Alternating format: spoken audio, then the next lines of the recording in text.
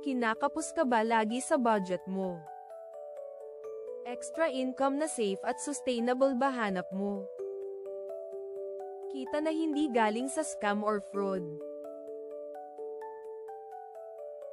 Kikita ka na, makakatulong ka pa sa kapwa mong nangangailangan.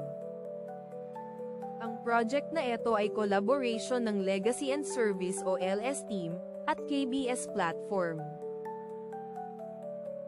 Ang LS Team ay nagsimula noong July 22, 2018 sa pangunguna ng founder na si Andrew Durazo. Kaya hindi ito fly-by-night lang na organisasyon.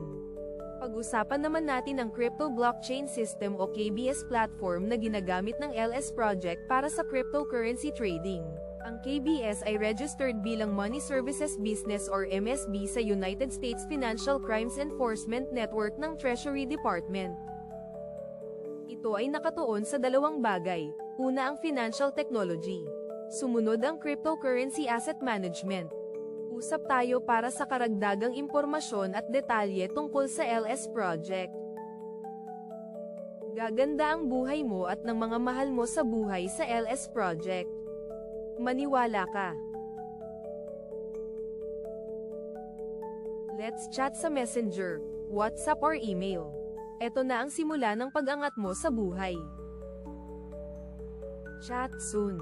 Maraming salamat po.